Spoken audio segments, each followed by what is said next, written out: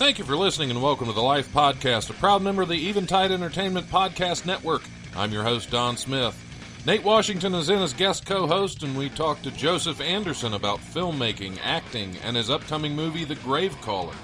If you enjoy the show, like and follow The Life 1069 on Facebook and Don Smith Comedy on Twitter, or tune in live on Wednesdays from noon to 2 p.m. on WWSU 106.9 FM, or you can stream the show live at wwsu1069.org.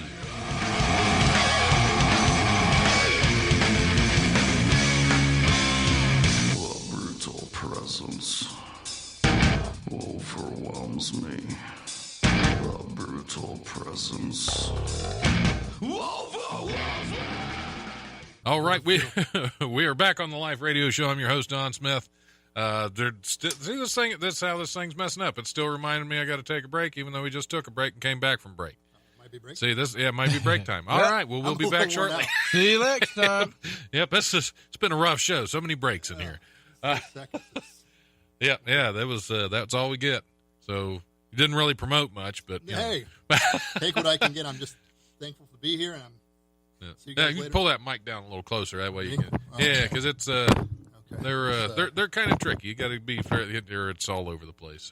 So Is this close enough? that should be fine. Okay. We're back. Jess Cordry headed on down the road. He's being replaced by Joseph Anderson. That's right. Yeah, Hello, welcome to the show, Joseph. Thanks for having me. This is a lot of fun to be here. So Yeah, and we're just getting started. Okay. You don't even know. yeah, You don't even know, Joseph. I figured I'd get that out of the way right away. Yeah, That way, if it's miserable, I you always lie right off the bat, and that way you hope That is a rule of life. that it lives up to it. That is how to be successful. Yeah. Just lie to people as soon as you meet them. Yep. So you are a filmmaker, correct? I'm a filmmaker. Yeah. It's fun to say that now. It's fun to say that. Authoritatively a filmmaker. So Nice. I've made a film. Okay, cool. Yeah. Well, tell us about your film. What's the? Is it a short? Did you do a feature length? Yeah, we did a feature film. Feature film. We just got distribution. I forgot the word. That's okay. It's About a week ago or so. So it's been just crazy exciting thing to get that so quick. First film. But we shot the whole thing in Alderson, West Virginia, this little mountain town. Used to be a coal mining town, so it's been kind of decimated by the economy and everything now. So, but it's a super cool place. Very eerie. Everywhere you look, something abandoned. Yeah. So it's the perfect setting for a horror film, which is what we decided to make there. Oh, So, okay. Because I thought it was a perfect setting for a horror film, so we made a romantic comedy. But Sometimes those are the same. So it's fairly the close, movie is yes. called The Gravecaller. Nice. And we have updates on our Facebook page and The Gravecaller. If you go to Facebook and just look at The Gravecaller. Well, I let think me- it's let the me only write one that down. exists. The only grave caller that exists. Yeah, if you search for it on IMDb, it'll pop up. Again, the only Gravecaller on IMDb. So I guess we picked a pretty good name Yeah. that nobody else has at the moment. So That's good. really hard That's to good. do. Yeah, to find a that is. title that's never been used before. So Yeah, without going crazy with it. yeah, it's not 'Cause like I was Gravecaller actually- 1343 or something. Right, because I was actually in a film a while back that never actually got distribution, but it was called The League of Extraordinary Alcoholics versus the Horde of Really Creepy Undead Zombie Flesh Eaters. So that was the only one of those. And I am assuming that was a romantic comedy. Yes, it was. Sounds Yeah, it was. Well, it a period was, piece. Yeah, it was. It was a historical fiction. okay. Historical Where can we find romantic that? comedy? Work? It doesn't exist. It doesn't exist. Are you sure you were in a movie? I Was anybody else there? drinking a lot at the time. Okay. So, And so was everybody else on the cast. It never actually got finished. He's in a mental institution. Yeah. They told him, They, hey, they said, you're let's in a movie, make a Doc." movie. And so I'm out of the institution? Is that, well, this could all be. Have you ever seen what's that Leonardo DiCaprio movie where they convince him he's a detective? What was Shutter that? Island. oh, I haven't Yeah. seen a lot Is of this it. your Yeah. Shutter Island? It could be. It We're could all be. just playing this this game. Yeah. Bet you're not crazy. I don't know where we're going with any of this, but Well, welcome to the Life Radio Show. Yeah. We don't know where we're going with I any of just- this. I've been doing this for 3 years, never had any idea where I was going with this. sounds a lot like my life. Yeah. Well, yeah, Good that's analogy for my life. yeah. Well, that's an artist thing. A lot of we just wander around aimlessly. Not that I'm calling myself an artist, but You totally just called yourself an artist. So you guys are both comics? Yes. Is that fair to assess? Mhm. I'm not as much anymore. But I for a while. I haven't been on stage in some time. Oh, I so see. I spend more time doing this. You got a radio voice for sure. But Yeah. I Well, think I appreciate that. If I could be a comic, if I was that funny, I would do it in a heartbeat. Like that would be the dream, right? Like nobody else. You represent yourself. There's nobody else involved. It just seems something so I don't know, so much fun about. Like nobody else gets in the way of you in the audience. It's just Yeah, that's Is that fun and accurate? frightening. It's at a the same nightmare, time. actually. Yes, it's a nightmare? It's it not certainly fun at can all. be. No, but you know what? I'm a comic that with aspirations of being a filmmaker. So, okay. like, I'm. That's straight. That's funny. Yeah. Well, let's just trade careers for the week. And, Yeah. See how it works out. And just After I get bomb abused horribly Yeah. at each other's jobs. Yep. Yeah, and if they had that Fight Club we were talking about earlier, that might not happen, might not exist. I wasn't This Fight Club in that there's a conversation. comedy Fight Club that's Oh, okay. That sounds supposed to. It may or may not be because nobody can confirm. so you can't talk about Yeah, it. right. First rule and second Right. rule. That's what you know. I know nothing about this. You know Right. who I saw 2 weeks ago? I saw Gallagher. Really. Yeah. I thought about. I've seen him like 3 times. You've over seen the- him live so, 3 like times? in the 90s. Wow. Yeah. Did he Yeah. get he's fruit on 70. you? He still does the fruit Did he thing. get fruit on you? I was too far back, but man, that guy smashes some watermelon. Oh yeah, absolutely. Yeah. I got the tickets as a joke. Every time my mom's Facebook was left open, then I would visit her at home. I would replace her pictures with Gallagher's. This has been going on for like 8 years.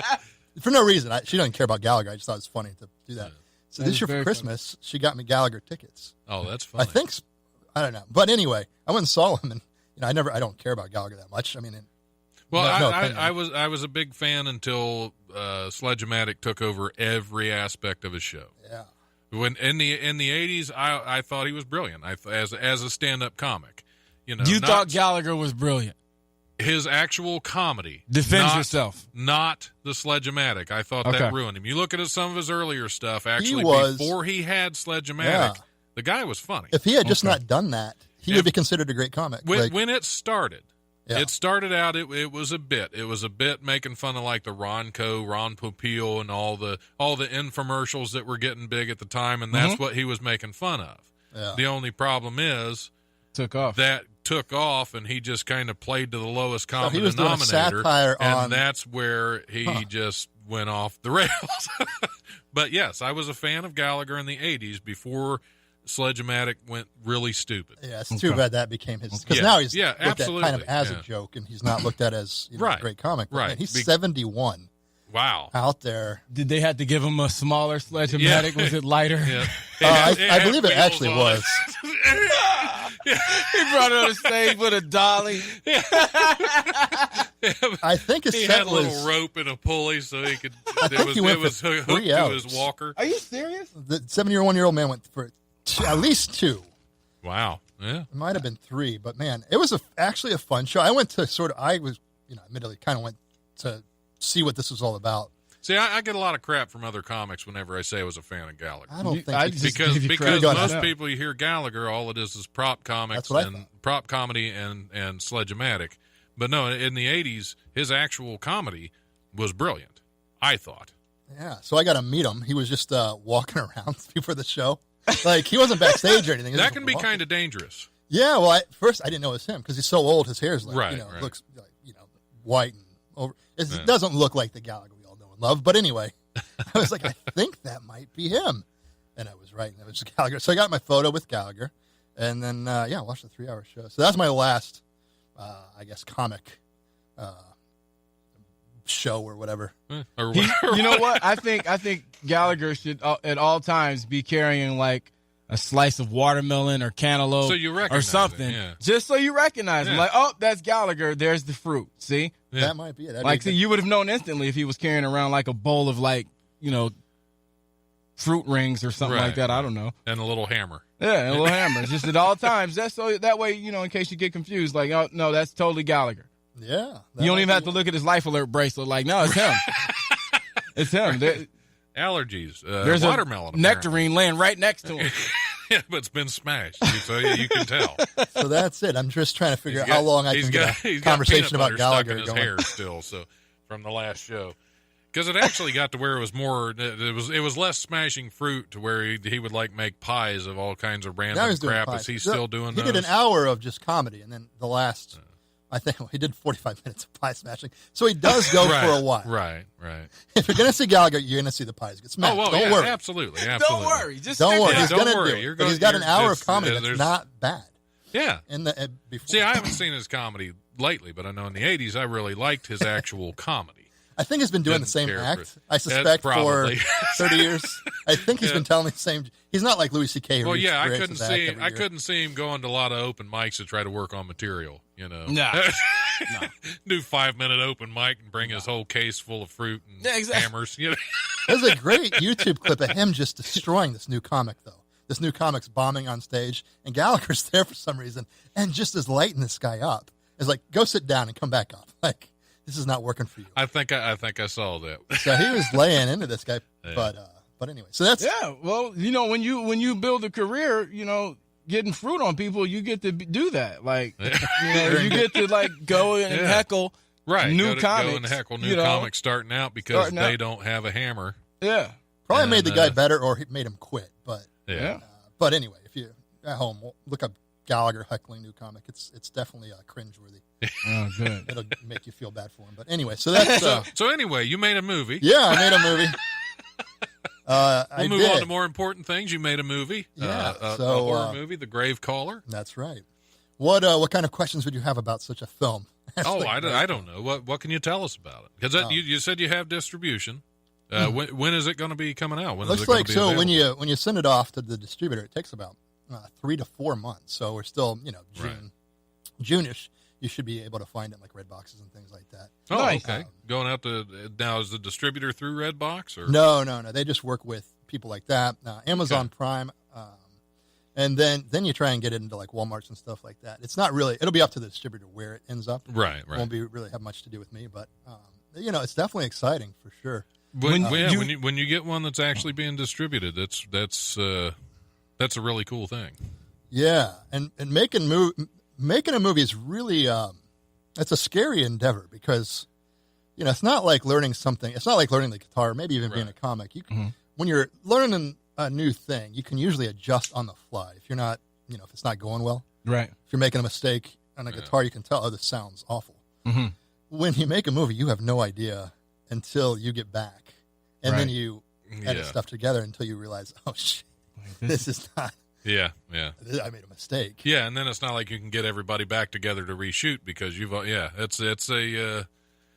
I've been involved in filmmaking. I haven't made any of my own, but as far as acting and helping out with things, I've been doing that for several years, and it's always neat to get distribution. It's always a neat process because there's so much involved. Especially, I don't know if I could ever direct unless I was paying people. Yeah. Because I'd have to fire a lot of You want to pay people so you can fire them? Exactly, because you'd have to every now and then. But so it's a scary process. You don't really know how this is all coming together while you're shooting. It's just kind of doing something blindfolded a little bit. Yeah. Now, you mentioned Amazon. So is this going to be available for streaming once? Or? Yeah, it'll predominantly be on streaming services. It's just I can't say for sure which ones at this very moment. Right. But yeah, I think streaming's kind of the way most people watch.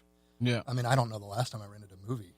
No, I don't understand how family videos are still open. You still see crazy to see family videos. Family videos still open. Yeah, there's one not too far from here. Down the street. They just don't want to. They just keep. And I think it's like $1 on a movie there. But yeah, so Family Video, we might actually end up at Family Video. I was upset. Well, then it'll give me a reason to go now. Yeah, there you go. Now it's on the docket.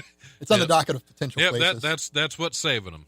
The independent films. That's what keeps Family Dollar afloat. Yeah, I miss going to the video store. Like I miss Blockbuster. I loved Blockbuster. Yeah, I did because they, you could go through and actually browse through stuff. Yeah. Just an experience, of looking at the backs of the videos and seeing, oh, this one I haven't heard of. What's this one? Whereas online, I don't really. I'm not finding you don't get that anymore. Yeah. It's the same with the music too. Like I miss being able to look inside a CD and read about how it was made or who was involved. Well, all the stuff on the cover. Yeah, you do always look for the special guest. Who played on this? Exactly. Exactly. Now I don't even know the names of the songs anymore because I just go track 3. Yeah. I really have no idea what any of the songs are called anymore.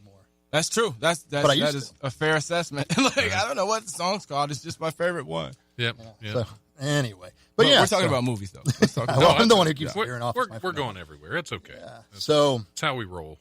So this one I actually started writing like 15 or 20 years ago. Like I started getting ideas for this in college, but it was never with the idea of a movie in mind. It was just, this is kind of a cool scene. Mm-hmm. And then, I'd think of like a dead girl crying at a dinner table. And then I'd draw it or something. And then over the years, it started like, what's the story of that? And then I just started drawing it out until I was like, I think we have a movie on our hands. Nice. And didn't know how to make a movie. So this is kind of a random story. I still don't know what to make of this story. In 2011, I really wanted to make a movie, this movie, but I realized like I better learn how to do something first. So I was like, I'll make a movie about a clown. What if Ronald McDonald got fired from McDonald's, but he was like, a clown was a real thing, not a man.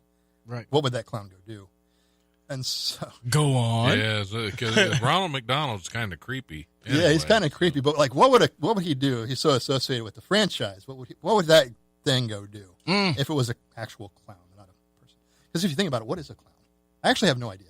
Yeah. Like if a man's dressed up like a rabbit, a clown is a nightmare. That's what I guess it's a nightmare. Right. Yeah. If a man's dressed up like a rabbit, I know that what a rabbit is. But if a man's dressed up like a clown. Yeah, what's the basis of what's it? The clown? Where did it come from? So that's what I wanted. Yeah. I wanted to dive into that. So anyway, nice. Like, who am I going to get to play this clown? And then I went and saw a band called the Eagles. I went and saw them play. And the opening act was a 7-foot clown. And he got on stage. I lived in New York at the time. And he got on stage with a lantern. He stood there for like 3 minutes. Didn't do a thing. He wasn't on the, on the ticket or anything.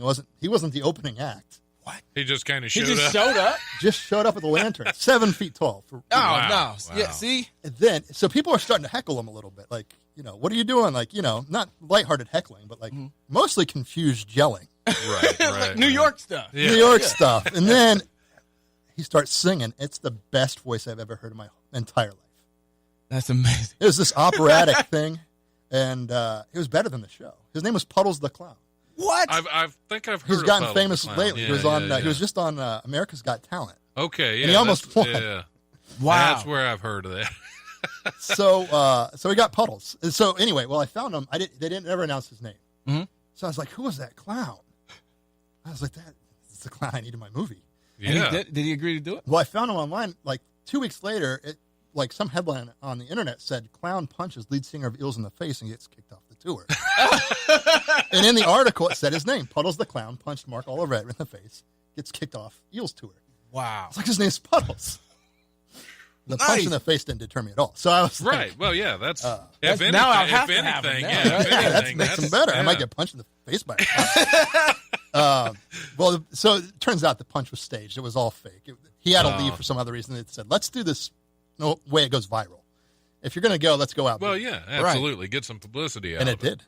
So I contacted him, and he lived in Atlanta. I lived in New York. I was like, hey, I'm doing this thing. This is what I'm doing. Explain exactly what I told you guys. He's like, sure, I'll come. I did not think he would really come. And when he said it, I was excited. While I was talking, when he said it, I'll come, I was like, wait, I don't know what I'm doing. I've never made a movie in my whole life. But I didn't tell him that. Right. So you got to fake flew it. Yeah. Into Long Island, New York, and spent a couple days with us making this little low budget film. And that's when I really got the taste of like, even though that may not have gone as well as I had hoped, because I literally had no idea what I was doing. Right. It was like, this is really fun. Like if I learn how to do this, wow. Now, is that something that we can see? You can find it. I'm not going to announce it for the world. I'll tell you guys. Come on. It's kind of embarrassing because it's so badly done. But I also, it's not his fault. And so he did a great job. I was in a zombie movie wearing a loincloth. But you told me I can't find it. What's that? But you told me I cannot find it. There are if you look up I think LXA gag reel, there is some stuff on YouTube. Yeah, just because he's starting to get really famous. I don't want my right. You don't want to bring Puddles down with you. I don't want to bring his momentum with my ineptitude as a filmmaker. Gotcha. I don't have those hesitancies about the Gravecaller. You go see that one. Okay. But the one where I failed wildly, maybe not that one. But anyway, so Puddles got. Well, yeah, I never posted any of my recorded sets from the chapter, so nobody wants to post their failures online. Yeah, no, nobody. Let me ask you this: Did you always? So, were you always into the horror genre? Is that why you went with horror film for your? I don't like horror movies very much at all. I think that they could be very compelling stories, but typically in horror films, the ones I've seen lend towards the slasher. Right. And I don't find that, like, as an adult male, those aren't scary. No. They would have been. A monster's scary when I'm little, and I think the intent of the horror film is to scare you. Mm-hmm. And if that element's not happening, then it doesn't do a whole lot for me. I'm trying to think of the last scary movie I saw. I was gonna say, what movie scared you? I mean, when I was little, like Poltergeist and stuff like that. But the last movie that really got under my skin, I think, was probably a movie called Killer Joe with Matthew McConaughey. I think I've heard of it. It wasn't scary. It was just kind of disturbing. Mm-hmm. Yeah. That's why I think that would be why it's scary. You know what I mean? I'm the same way. I get tired of the all right, here's a whole lot of blood. Aren't you afraid now? Yeah. Like when they went nuts with the whole Saw genre. Like the first Saw movie I thought was great, but then it's like, do we have to see that 9 times? Yeah. Not much has changed with it. No. I really haven't seen. I saw the first Saw, and I haven't seen any of it. So is that what we can expect out of the Grave Callers? Is something that's going to be like, something that's going to mess with us, going to tap dance in the back of the mind? I hope it sticks with you for a while after you've seen it. I like movies that maybe things are a little left undone, so you're kind of like figuring stuff out. The Grave Callers definitely more on that side of things. It's definitely, hopefully, it's making you think like, wait, what was that about? The next day, as opposed to like so many movies I'll see and I actually forget right away what the movie was even about because they didn't do anything. They didn't, didn't speak to you, right? Didn't speak to me. Didn't get any emotional response or anything like that. So I kind of forget the movie. The superhero movies are doing that to me. Like I forget what the movies are about. I don't right really away. watch them. I'm not a big fan of any of the superhero movies. I'm not going to sit here with you two white gentlemen and bash Black Panther. No, I haven't seen that. I'm not. I haven't seen it, so I can't. No, I can't that's not what I meant. I haven't seen it. I'm kidding. I made it. Don't tell Ed John I haven't seen it. He's asking every white man he knows. That's part of our job now. Like, we have to promote the movie. Yeah. So the Grave Caller is definitely more of I would call it a psychological thriller. Nice. Those are fun. So there's not a lot of jump scares and things like that, but I think it will get under your skin. It is a creepy film. It's about sort of the choices we make and how the ghosts of our choices live on long after we are gone. Oh wow! So I would say that's the best 10-second that sounds very I could give. It's cool. It's about the ghosts of our choices that live on way past our expiration date. Yeah. And so the movie, the thought of that is actually kind of creepy. Yeah. You know what I mean? Well, yeah, especially for comics, thinking about their past choices. That's the thought of that is actually very creepy. I can't wait. Yeah. Can't wait to see it. So it's about a man who's been an alcoholic, and his wife leaves him as a result of being an alcoholic. And the movie starts. He's just gone through his 2 years of sobriety. He's probably in the 80s is that setting. And he's gone through his 2 years of sobriety, and his wife comes home that day. That's where the movie starts. That night they go out, and he hasn't been around alcohol in 2 years. He smells it. And he ends up drinking in the bathroom on her first night back. She's only back because he stopped drinking. Wow. Oh wow. And then she smells it on his breath. She has this big fight with him and leaves, and starts to walk back to the cabin that they live in to get her stuff and leave again. On the way back, she's abducted. And then, obviously the husband's the main suspect here, but he did not. Right. And we don't make that a mystery, did he or did he not? That's not the point of the film. Okay. The point of the film then is how does he deal with his wife is now gone. He finds her badly beaten in the cabin, but the guy's still in there who was beating her. Ends up beating the husband because he doesn't see her, takes her. So it's about sort of the psychosis he goes into while he's trying to figure out what happened. And he makes some really bad choices. I won't give those away. And then the film picks up again 20 years later after he's gone with his nephew and sort of how they're still dealing with some of those things. Oh, okay. So that's kind of the synopsis of the movie. Nice. Cool. Yeah, it definitely sounds interesting. It does. That sounds very intriguing. I can't wait. Now, when you said we don't know yet, but yeah, I'm going to keep the Facebook page updated for Okay. sure. So as soon as we get a release date, that's going to be all over that thing. So if you could just follow that as soon as it gets updated, you guys will too. We'll probably start putting the trailers are done, so we'll probably start putting those up on the site. Right now, it's literally one picture. I think it's the posters on there right now because I put it up like 3 days ago. Okay. So I'll get that thing updated. So if you follow that, you'll get the release date and all that stuff. But cool. Yeah, it was one of the best experiences I've ever been in. Making the film is so much fun. So if you've probably had some of those experiences. it's a fascinating just a fascinating series of events in order to get one together. Just the process is kind of crazy. There's so many things that can go wrong and so many things that do. Yeah. Oh yeah. What's your worst story of something going wrong on set? I'll try and make them quick, and I'll give you two, if that's okay. Oh yeah, absolutely.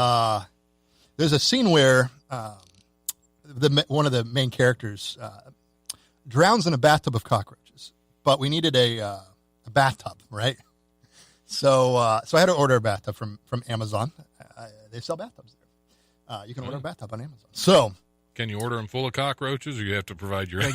We ordered cockroaches also. You can actually Wow. have cockroaches mail ordered to your house. I know that you guys probably want that very badly. Absolutely. Look, man, I know plenty of houses you can just walk in and pick some cockroaches up. If you don't have to order anything. I ain't ordering nothing. Houses come with it. Yeah. So anyway, we needed this bathtub. I ordered the bathtub, but I realized it wouldn't fit in my car to take to the cabin in West Virginia.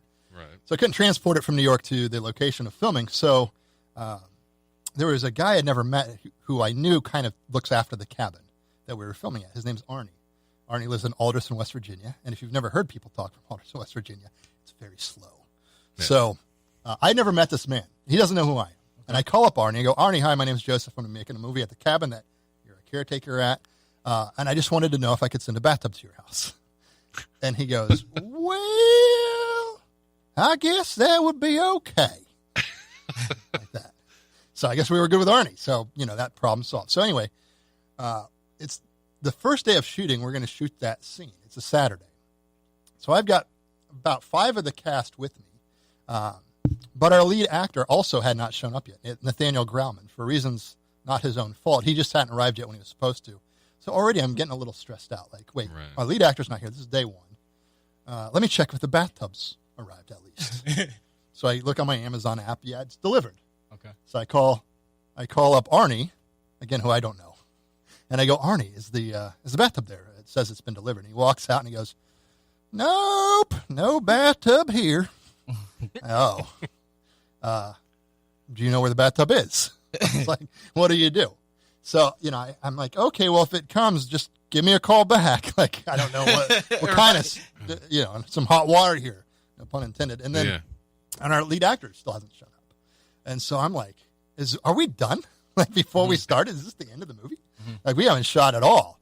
And I really do think that's it. So, I'm having this little panic attack inside, but I can't let anybody know right. that, hey, this is almost over, because you don't want the rest of the people to panic in case you're not over. Yeah, because then everybody else goes home and the people you were waiting on show up and you have your bathtub. Exactly. Right, and now I've got a bathtub. roaches too. Yeah, I got cockroaches bathtub. Don't forget that part. Yeah. That's a real creepy scenario. Oh, just by yourself. That it is. That's fear factor kind of stuff there. So anyway, it's about an hour now after all this, and still no sign of either of the bathtub or Nathaniel.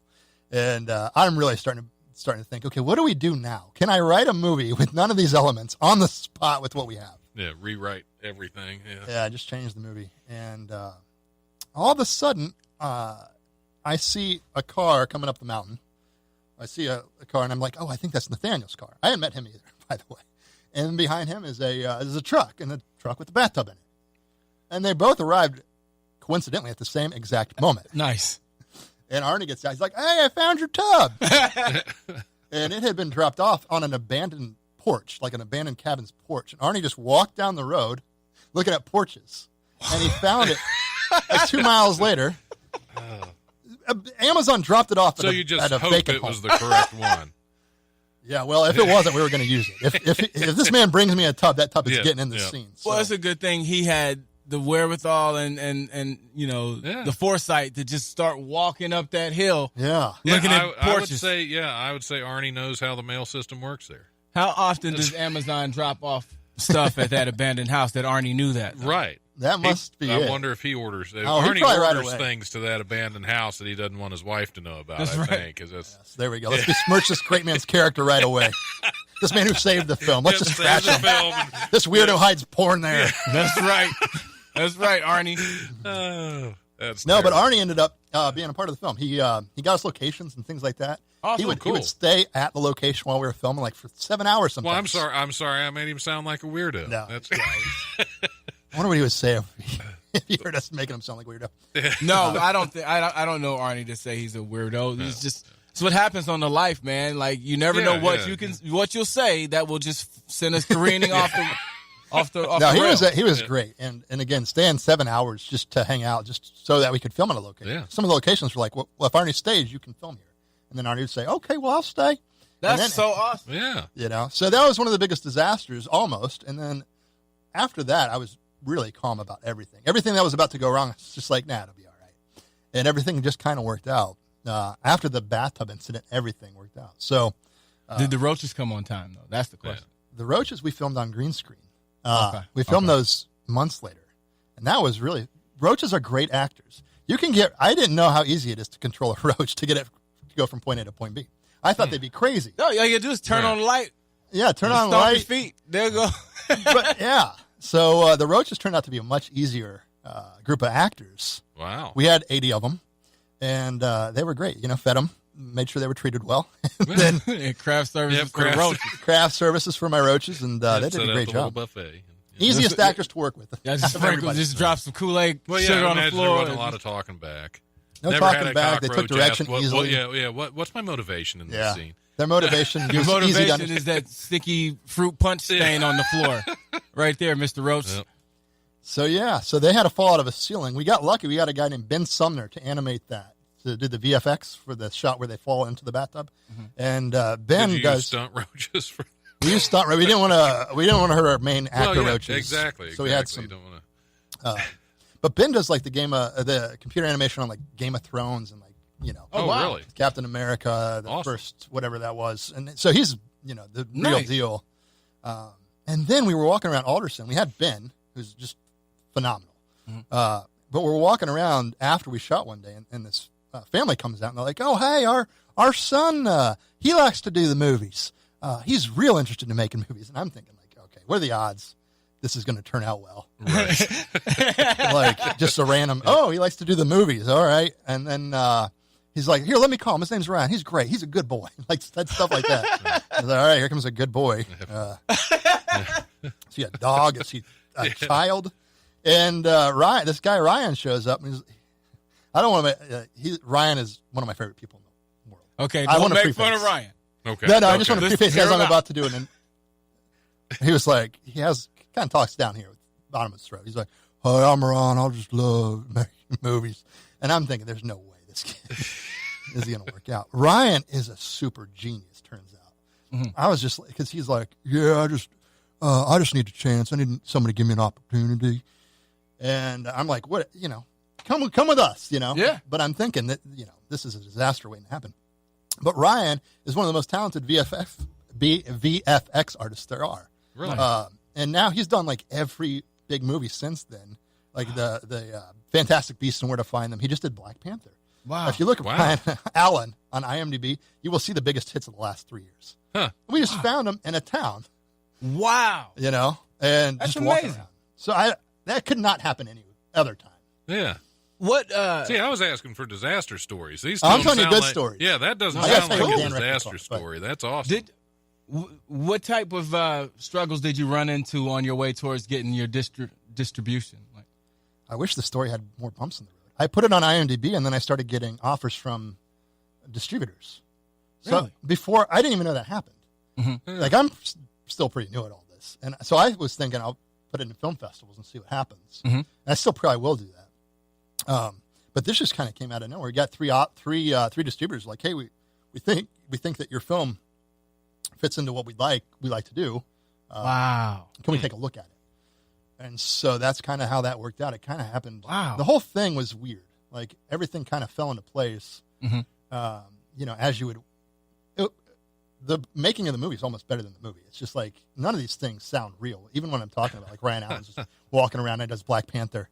That's amazing. And he lives in Quebec now. Like we couldn't have found him if we went there now. He moved to Toronto and then Quebec and from West Virginia. Essentially, you put him on. Oh yeah, we You gave put him his him on. break. We There gave him you his go. break. I'll take full credit for his entire career. Man. And he would do things like he would hold the boom mic. He would find his flowers. He wasn't like doing VFX with us. He was like doing all the stuff that we knew, Right. the intangibles. But then he did some effect shots afterwards, and man, the kid is good. We needed the church set on fire, and the shot he did looks so real. People don't know it's not set on fire.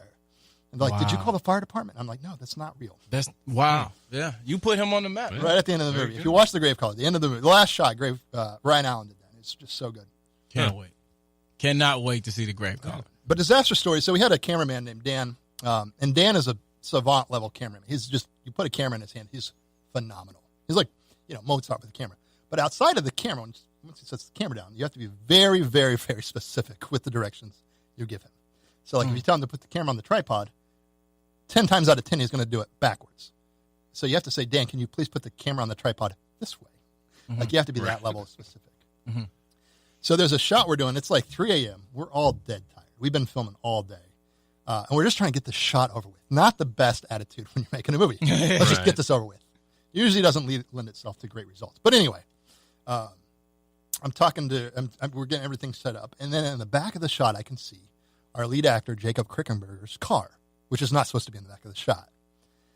And I'm just so tired, I don't think about it. I go, "Hey, Dan, can you go move Jacob's car out of the shot?" And he's like, "Oh, he's like 20. He's like, "Sure, yeah, I can do that." And he grabs the car keys and he starts the car. As soon as he starts the car, I go, "Oh, wait, that's Dan." You need to tell I turn to our makeup artist, Anna, and I say, "He's going to wreck this car." Oh, man. And then 3 seconds later, I hear, "Oh my God!" And then bam! And it's pitch black. We're on a mountain. Oh, wow. And Oh no. so we can't see what had happened. We can just hear. And we hear the car going. So we run to where the noise is coming from. And the car, luckily had run into a fence post. Otherwise, it was going off of a mountain. Oh. If that fence Wow. post hadn't been right in front of the car is gone. So So it's it Dan. could have been a much worse disaster story. Yeah, and so I run down there, and Dan's in the car, and he has lost his mind. He's just going, "Ah!" And he's just jamming on the gas. And there's just dirt flying out of the tires. Like, move your foot, man. I'm like, "Dan, what are you doing?" He looks at me, he looks back at the car, and he just screams again. So I reach and I turn the car off, and I go, "Dan, what are you doing?" And he runs away into the darkness. Like this was so overwhelming for him that he just took off. We didn't know if Dan was coming back. So yeah, right away, wrecked that car. I mean, he was in the car for 3 seconds. What had happened was he turned the car on and had it in neutral on a mountain and then got out of the Right. car and to try and ask how to turn the windshield wipers. Started getting away from it. And then they just went, and he jumps in. And, Tell me what part in the movie you were filming when this happened. So, because I want to know when I see That's it. right I at the want to beginning. know what's going on in the You background. want to see if the camera's a little shakier than it was before. you will see in the beginning of the film some bodies dead lined up on the ground. And you'll see them being dragged off. Okay. That is the scene. Okay. I can't wait. That we almost lost a cast member. Yes. It almost turned into a real movie. Yeah, that's brutal. That is a great disaster story because I don't even have anything to compete with that. Minimal damage to the car and minimal damage to Dan's psyche, I think. Yeah, but he has recovered since. Right. It's funny. Later Could've that been a night, lot worse. now it's 5 a.m. Later that night, I go, "Hey Dan, can you go lock up the cabin?" I'm in the car. I'm so tired. I go, "Dan, can you go?" This is right after you wrecked the car. I was like, "Dan, can you go lock up the cabin?" That's a quick process to lock a door. Right, Like you go right. like this, and then you're done. It's done. That's And it. then like 6 or 7 minutes later, he hadn't come out. And I go in, and he's literally just holding the doorknob to the door. I'm like, "Man, what do I do with you?" Well, at least you didn't say he locked himself in. He, That's what I was waiting for. he's just holding this doorknob like, now what? He was too embarrassed to come get me because he had locked it. He turned the lock on the knob. I don't know, but removed that it from doorknob the was door. in his hand. Wow. So that was my cameraman. Again, when he's got the camera in his hand, it is like he is painting with the lens. But you just got to be very specific sometimes. Yeah, he's a great guy. He's one of my favorite people to be around. So sounds like a lot of fun to be around. Yeah, he'll make the night a lot more interesting. Wish we could have got him in on the show. I'll fly him in next time. Just give him instructions. I mean, none of these will be here by the end of the. Well, your mics are gone. I'm cool with that. I mean, our system isn't even working half the time, so it's not like we're going to know. So we may not even be broadcasting now. So. Oh, this is great. You written, produced, direct. Did you do it all? When you're Spielberg on this one, right? When you're doing your own films, you kind of have to wear a lot of hats. It's not something I don't think I'm great at all those things. You just have to do. Right. So I wrote it and then directed, shot some of it, edited the whole thing and color corrected all that stuff. Okay. I had to wear just a lot of different things. It's fun, but I prefer just to be directing. Well, did you fund it yourself? We did raise some money to fund it, and then so I partially funded it, and then some other people helped with that. So it wasn't just by myself. Nice. I didn't try Kickstarter. I don't know if Kickstarter really works. It depends. It depends. I think as a first film, it's a little rougher to do because I know Henrik Kuto's a local filmmaker. Sure, I know him a little bit. He I don't know if he does so much anymore with Kickstarter, but there for a while he was doing at least one Kickstarter film a year. Oh, really? He'd usually reach his goal. I think the last one he did on Kickstarter, he reached his full goal within 21 hours of starting it.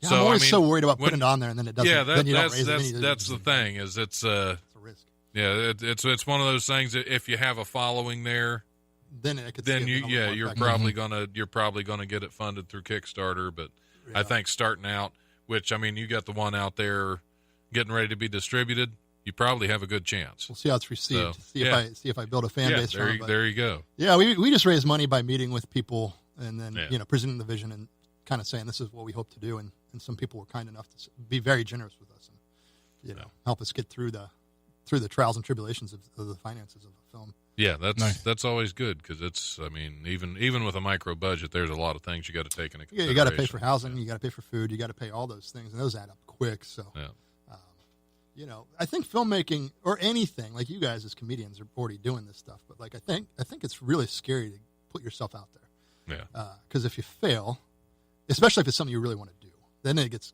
scarier. Because if you fail at something you really want to do, then it's like So it's almost Then where do you go? Then it's just disappointment from then on out. For most people, I think that leaving that open ended is better. Like, oh well, if I never try, then I'll never know. Yeah, maybe I could have, but So but what's the fun in that though? You don't want to.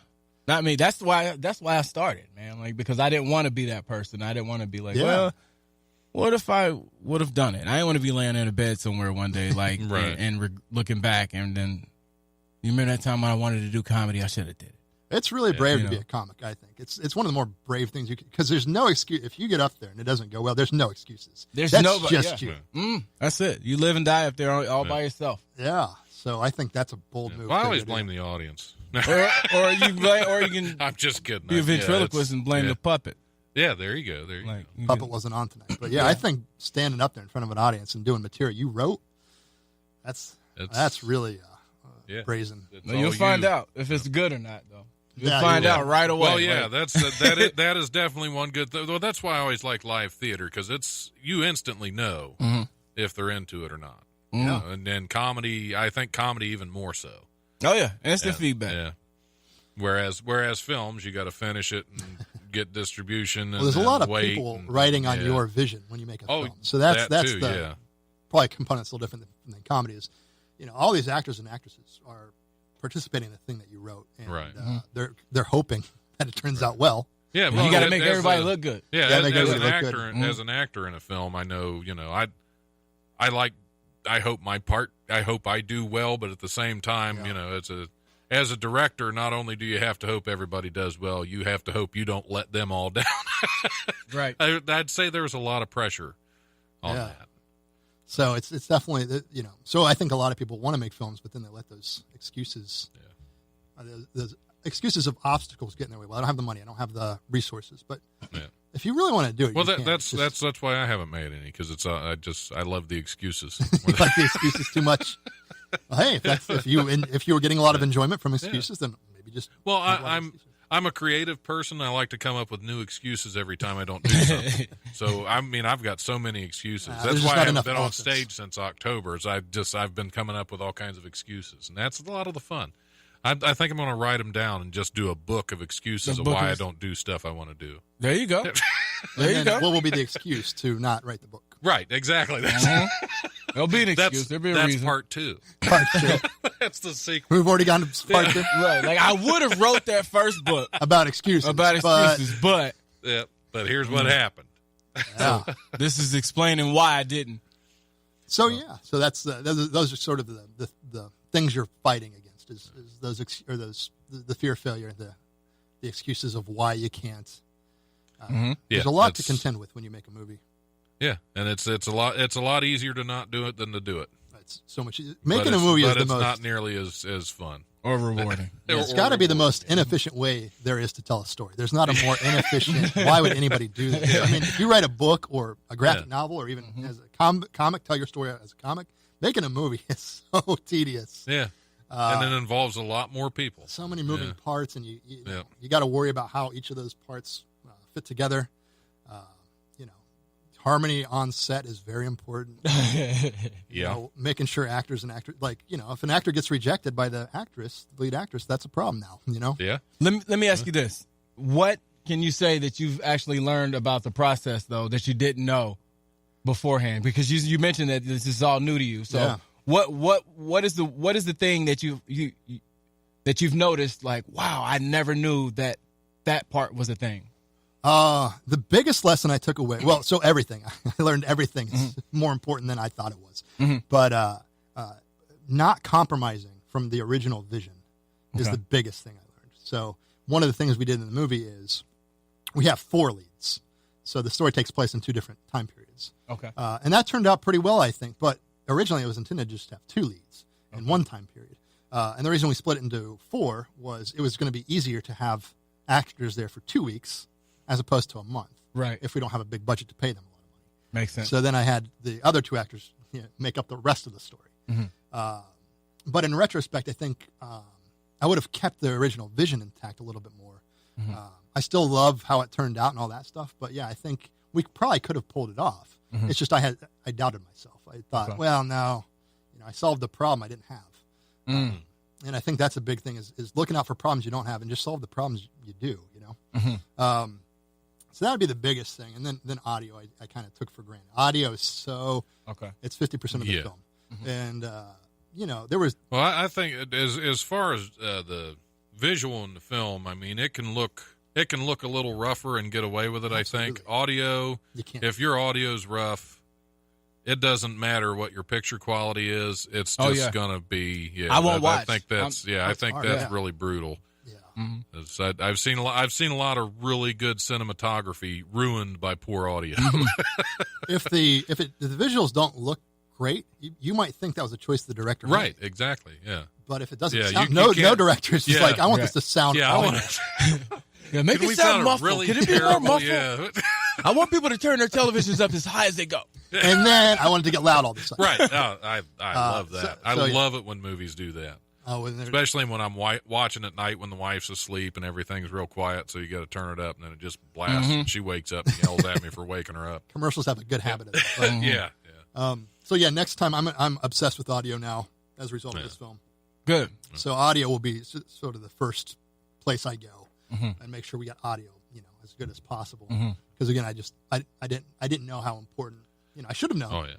But you can't just. Well, we're going to have to wrap it up. I hate to. Oh, is that already an hour? We're going to have to wrap it up. Now, I know you said it's on Facebook. Yeah, you can find our Facebook page with the Grave Caller. Just look up the Grave Caller. There's not more than one. And then on IMDb, you can still find us, and that'll get updated as well. So imdb.com is the Grave Caller, and then also on Facebook. So. Okay. Did you have any other social media you want to throw out there? Anything personal you want to talk about? I'm a videographer. If you're looking for a wedding videographer, AndersonCinema.com. We'd love to come film your wedding, but that's a whole separate side hustle I got going. But AndersonCinema.com, if you want the best wedding video of all time, Just hire us, and we will give that to you. So, all right.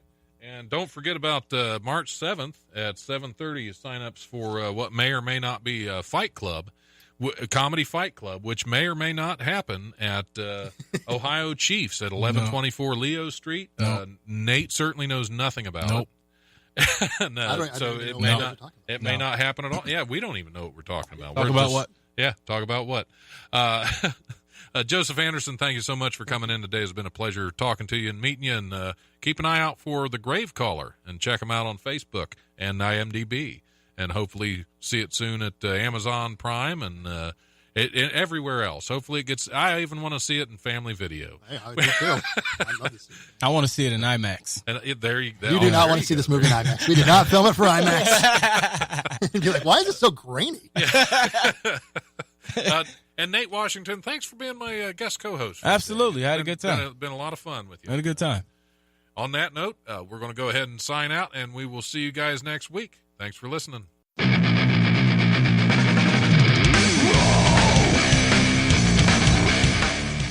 Thanks for listening to the Life Podcast. Check us out on Eventide Entertainment's Podcast Network.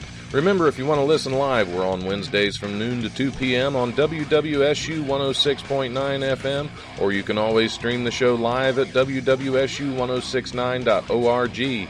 If you have suggestions or comments for the show, feel free to email us at thelife1069@gmail.com.